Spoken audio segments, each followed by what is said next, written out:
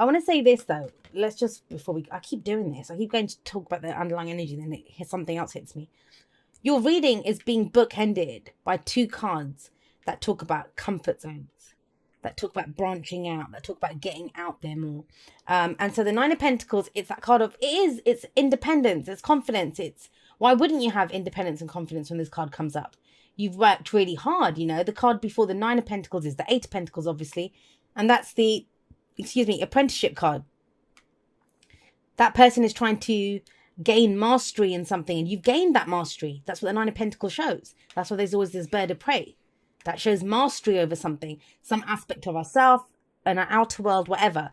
But this is about your safety, your security, your stability. You've created a sanctuary, a safe space. Usually there's a really beautiful, lush garden here that this person has created. However,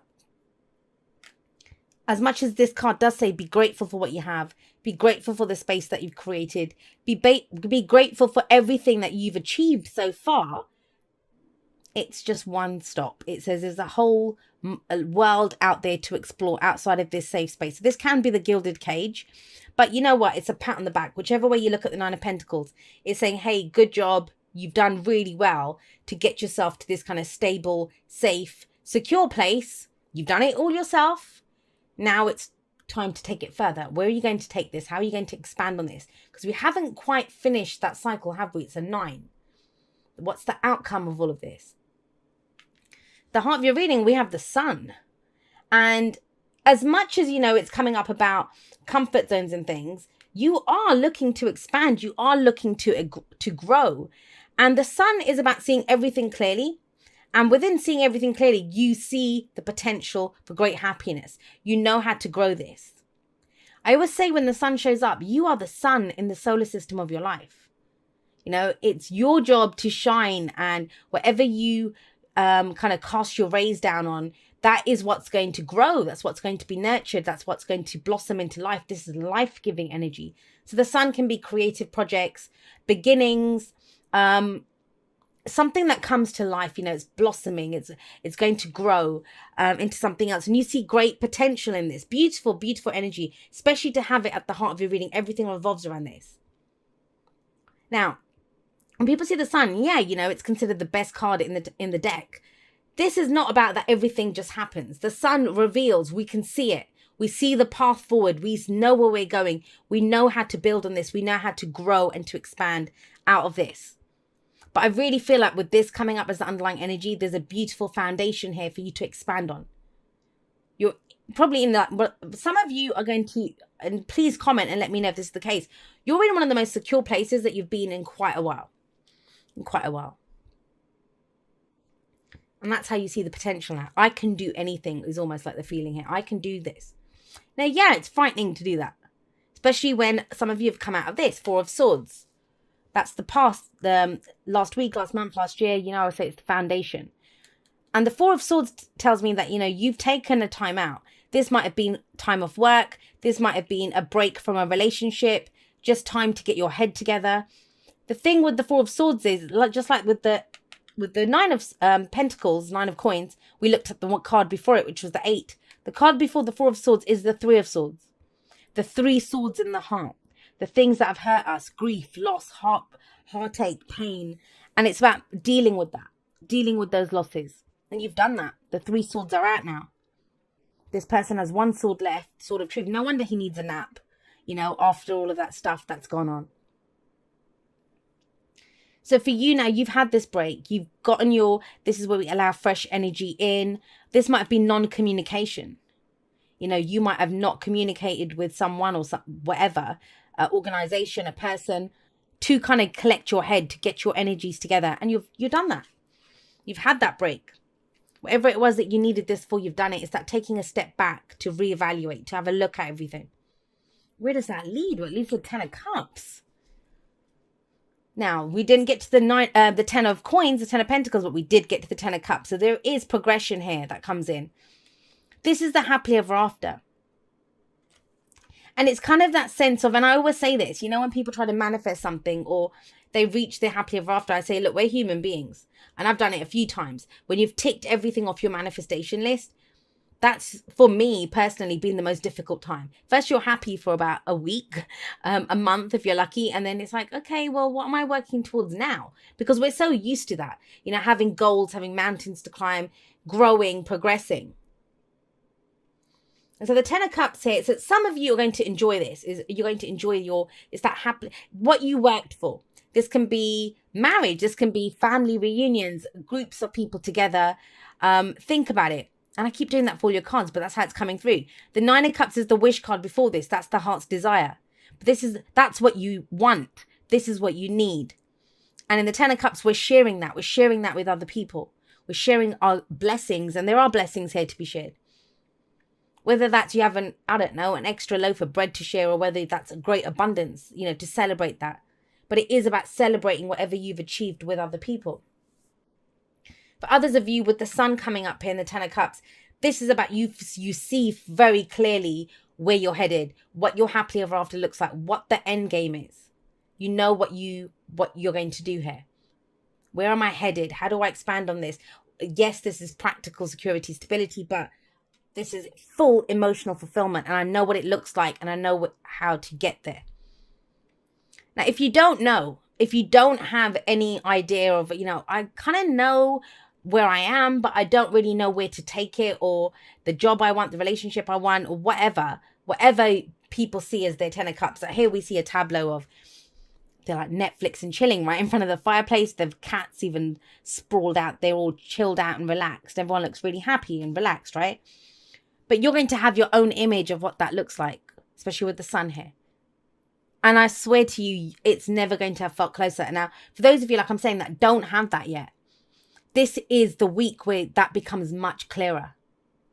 Much clearer. One of the obstacles to achieving this, or the reason that you might not even be dreaming about it, is because you know in yourself it's going to involve leaving something behind.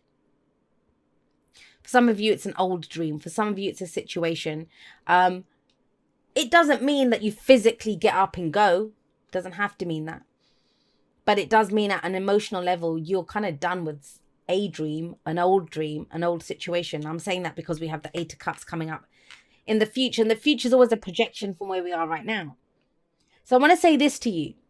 Don't turn don't restrict your dream. Dream as big as you want, especially with that Ten of Cups there. Make it as big as you want. This is amazing energy to have. You can do this with this kind of energy. Just these 3 cards alone, you can do it. You can go for this. But when we have this thing of, well, if I do this, then I'm going to have to leave this behind, then we start almost editing and changing our dream, because I don't want to go that big, because I don't have to leave this behind. Of course, it's your own choice. It's free will, right? But with the Eight of Cups coming up here, this is where we're emotionally done. Look at this person. They've just left everything, opened the doors. I'm gone. I'm out. But if we've got the sun above it and we've got the Ten of Cups here on this side, it's not painful. It's not painful. It just requires courage. It just requires courage. This is almost... I was having these, I think it was earlier this year, and it was very difficult. When you start having like, downloads coming in, and you've got kind of awakening stuff happening, and you get a realization. And what I started to notice was I'd be going through a difficult emotional time, and then I'd have a couple of days where I was good, and another one would hit. And I'd think, hang on a second, that's all I get. It's 2 days of peace. Some of you, I kind of get the sense, are going through that you're getting this kind of sense of, oh, I feel in a good place. Oh, okay, I have to leave this behind now. But it's all part of this, what you're trying to achieve, something bigger. And this does not hurt. People see the Eight of Cups as painful, but it isn't. If you're emotionally done, you're indifferent. He doesn't even look back at what he's leaving behind. Could be something that you spent a lot of time building. Could be leaving this gilded cage, whatever this was. But you have a new dream. And it involves leaving behind something that does not serve you. This is only about what emotionally serves you and fulfills you. What's your advice? Your advice is the Four of Pentacles. Four of Pentacles is the miser card. It's what we hold on to. Now, in this case, it's a little bit different. Like, you can imagine that he looks like a merchant, and there's a ship behind him. Did he make money from what did he sell the ship, or what did he do with the cargo? So he looks like he's made some money from it, but he's holding one of the pentacles close to his chest, like he's not going to let go of that. And the others he's got in his little wooden box there. So the thing with the Four of Pentacles is it says, you know what's of value to you. I bet you know what's of value to you. We have this 4 and 4 here. Your peace of mind, whatever ideas you've had, whatever you want to grow, whatever, that's of value to you. But the pentacles or the coins, they talk about, like I said, safety, stability, security. This is someone who doesn't want to be vulnerable. They don't want to let go of something. They don't want to risk it. However, he will never have more than he has now. If he just stands there holding that pentacle with the rest locked in the box, he's not going to get more than that. He has to go spend it. He has to go and invest it. He has to go do something with it. Risk his security and stability.